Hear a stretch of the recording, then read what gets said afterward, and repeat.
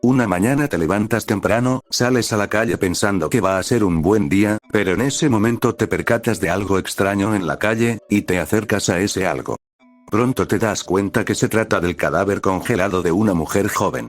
Su nombre era Pat Docker, una de las víctimas del asesino apodado como Bible John, o John de la Biblia. Este criminal actuó entre 1968 y 1969 en una ciudad de Escocia. Lo peculiar de dicho asesino es que, antes o durante el asesinato de su víctima, John citaba numerosas veces la Biblia, condenando cualquier forma de adulterio.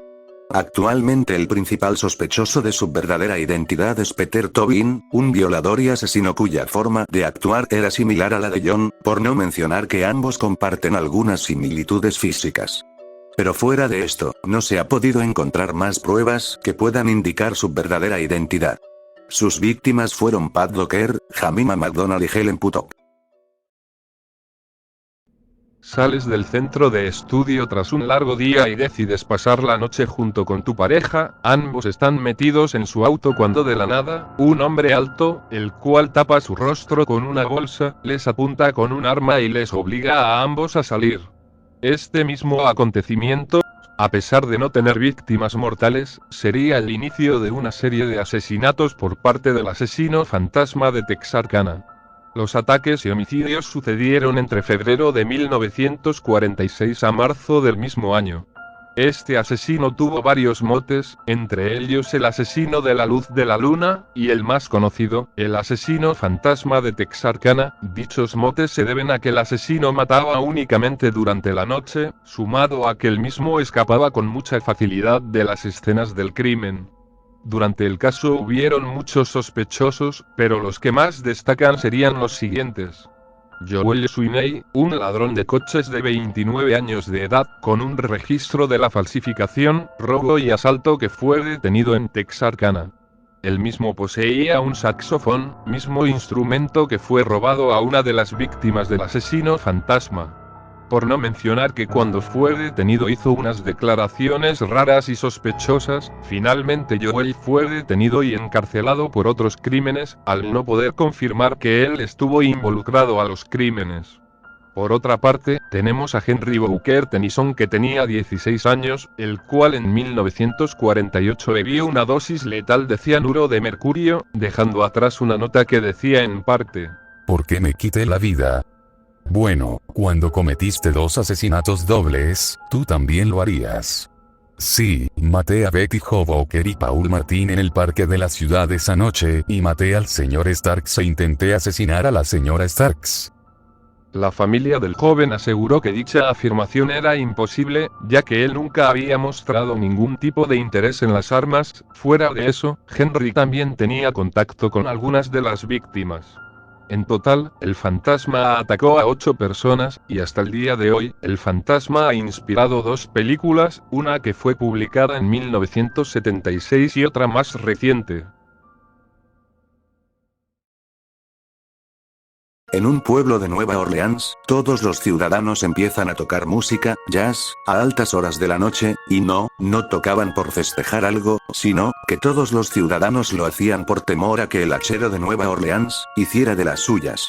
Dicho asesino estuvo activo entre mayo de 1918 y octubre de 1919. Su mote se debía a que el hachero solía usar hachas o armas blancas pertenecientes a las víctimas, para asesinarlas. El hachero en su momento mandó numerosas cartas, una de ellas decía lo siguiente: estimado mortal de Nueva Orleans, de Axeman nunca me han atrapado y nunca lo harán. Nunca me han visto, porque soy invisible, incluso como el éter que rodea tu tierra. No soy un ser humano, sino un espíritu y un demonio del infierno más caliente. Soy lo que los orleanos y su estúpida policía llaman Axeman. Cuando lo considere oportuno, vendré y reclamaré a otras víctimas. Solo yo sé quiénes serán. No dejaré más pista que mi hacha ensangrentada, manchada con sangre y sesos de aquel a quien he enviado abajo para que me haga compañía. Si lo desea, puede decirle a la policía que tenga cuidado de no irritarme. Por supuesto, soy un espíritu razonable. No me ofende por la forma en que han llevado a cabo sus investigaciones en el pasado. De hecho, han sido tan estúpidos que no solo me divierten, sino también a su satánica majestad, pero dígales que tengan cuidado. Que no intenten descubrir lo que soy, porque sería mejor que nunca hubieran nacido que incurrir en la ira del Axeman. No creo que haya necesidad de tal advertencia, porque estoy seguro de que la policía siempre me esquivará, como lo ha hecho en el pasado. Son sabios y saben cómo mantenerse alejados de todo daño. Sin duda, ustedes los orleanos me consideran un asesino de lo más horrible, lo que soy, pero podría ser mucho peor si quisiera. Si quisiera, podría visitar su ciudad todas las noches. A voluntad podría matar a miles de tus mejores ciudadanos, y los peores, porque estoy en estrecha relación con el ángel de la muerte. Ahora, para ser exactos, a las 12:15, hora terrestre, del próximo martes por la noche, voy a pasar por Nueva Orleans. En mi infinita misericordia, les voy a hacer una pequeña proposición. Aquí está. Soy muy aficionado a la música jazz, y juro por todos los demonios de las regiones inferiores que toda persona en cuyo hogar esté en pleno apogeo una banda de jazz en el momento que acabo de mencionar se salvará. Si todo el mundo tiene una banda de jazz, entonces, mucho mejor para ustedes. Una cosa es segura y es que algunas de las personas que no se animen ese martes por la noche en concreto, si las hay, recibirán el hacha. Bueno, como tengo frío y anhelo el calor de mi tártaro nativo, y ya es hora de que deje su hogar terrenal, cesaré mi discurso. Con la esperanza de que publiques esto, para que te vaya bien, he sido, soy y seré el peor espíritu que jamás haya existido, ya sea de hecho o en el reino de la fantasía. Firmado el hachero. Esa noche, la gente tocó música y no hubo ningún homicidio hasta días después. Durante la búsqueda hubieron diferentes sospechosos, uno de ellos era Joseph Monfre, un hombre que fue asesinado a tiros en 1920 por la viuda de una de las víctimas en Los Ángeles, pero dicha información carece de pruebas que sostengan su veracidad, puesto a que no hay registros de ningún hombre con dicho nombre que fuera asesinado o siquiera atacado en Los Ángeles. Según el académico Richard Warner, el principal sospechoso de los crímenes fue Frank Dog Mumray, nacido en 1875, falleció en 1921, que utilizó el alias de Leon Joseph Monfre/Manfre. En total el hachero atacó y mató a 12 personas, el hachero nunca fue identificado y los asesinatos siguen sin resolverse. Se dirigía principalmente a italianos inmigrantes y los italoamericanos. El siguiente caso es curioso, por así decirlo, ya que también involucra a uno de los asesinos en serie más famosos de la historia. El aniquilador de sirvientas, también conocido como el asesino del hacha de Austin, fue un asesino en serie activo entre el 30 de diciembre de 1884 hasta el 24 de diciembre de 1885. Dicho asesino mató y hirió a más de 8 personas, 6 de las mujeres asesinadas tenían un objeto afilado insertado en sus oídos. Lo más curioso del caso en sí es que los testigos daban declaraciones contradictorias e incluso paranormales. Entre ellas estaban: se informó que el asesino era blanco o de tez oscura, o un hombre amarillo vestido de negro lámpara para ocultar su color de piel, o un hombre con un vestido estilo Moteru Bart, o un hombre con un sombrero holgado, o un hombre con sombrero y un trapo blanco que le cubría la parte inferior de la cara. Incluso la comunidad afroamericana y algunos practicantes del vudú creían que el asesino era un hombre blanco que tenía poderes mágicos que le permitían volverse invisible. Sí, esto es en serio.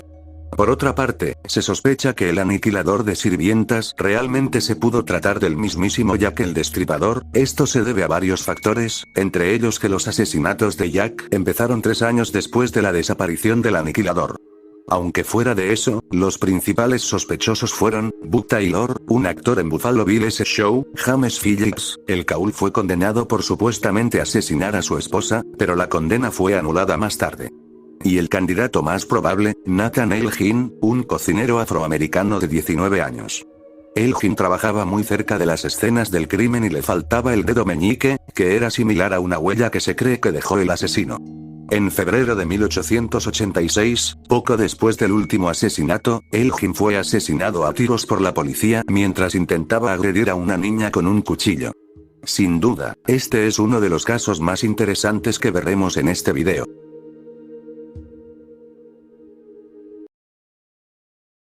El caso del siguiente asesino es bastante fuerte y no es apto para gente sensible, esto se deba a que involucra a menores de edad, algo que también veremos más adelante en el vídeo. Charlie Chopov, el apodo de dicho criminal proviene por la mutilación genital presentes en los cadáveres de sus víctimas, las cuales eran niños. Este asesino estuvo activo entre 1972 a 1974.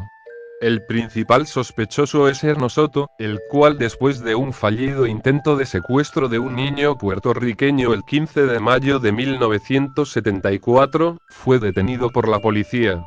Él era un paciente intermitente del Hospital Estatal de Manhattan desde 1969 y confesó el asesinato de Steven Cropper, la última víctima del caso, la cual también fue la única cuya entrepierna no fue mutilada. La única víctima sobreviviente de Charlie Chopov dijo que Soto se parecía a su atacante, pero se negó a identificar positivamente. Los funcionarios del hospital dijeron que Soto estaba bajo su custodia en el momento del asesinato, pero también confirmaron más tarde que podría haberse escapado del confinamiento, como sucedió antes. Es de destacar la situación que motivó la primera institucionalización de Soto. Se reconcilió con su esposa puertorriqueña después de haber estado separado durante varios años y descubrió que ella dio a luz un hijo engendrado por un hombre de raza negra. Curiosamente, las víctimas eran niños de piel oscura o puertorriqueños. Antes de finalizar este punto, también cabe destacar que Soto en el interrogatorio afirmó que Dios le había dado instrucciones para que los niños pequeños se convirtiesen en niñas, es por ello que amputaba el pene. Pero a pesar de todas las pruebas contra Soto, nunca se pudo declarar como alguien apto para un juicio por obvios motivos. Los investigadores, a pesar de la absorción de Soto, todavía creen que es un posible sospechoso, citando el hecho de que los asesinatos cesaron después de su detención y que una fuente anónima le situó como un culpable potencial en el primer asesinato.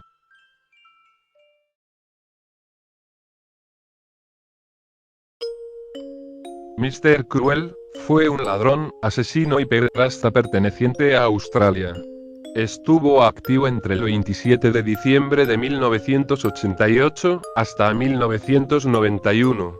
Normalmente, entraba en las casas de sus víctimas, en el primer caso ató a los padres, mientras que en los demás, solo se coló en la habitación de los niños para secuestrarlos, abusar de ellos y pedir rescates. La mayoría de las víctimas fueron encontradas con vida, pero una de ellas, la cual no está comprobada que fuera una víctima suya, fue encontrada muerta. La causa de la muerte fueron 3 tiros en la cabeza. Hasta el día de hoy, 30 años tras los sucesos, se desconoce la verdadera identidad de Mr. Cruel. Hubo algunos sospechosos de sus crímenes, pero como dije, jamás se pudo resolver el caso, y hasta el día de hoy, se sigue investigando.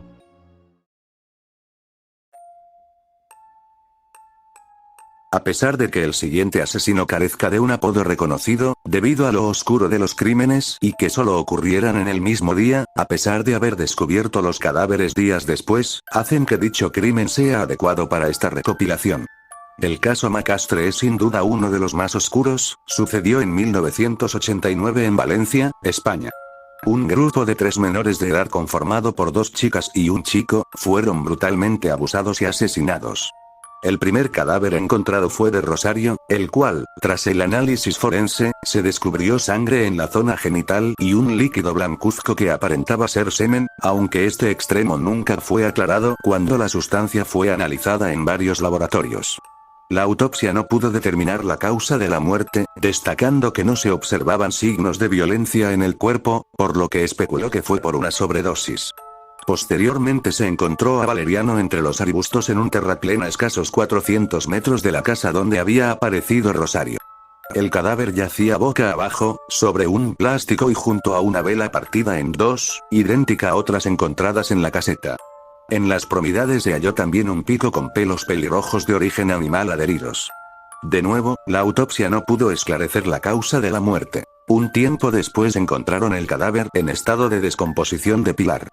Al contrario que los cuerpos de sus amigos, presentaba evidentes signos de violencia. Le faltaba la mano izquierda y el pie derecho.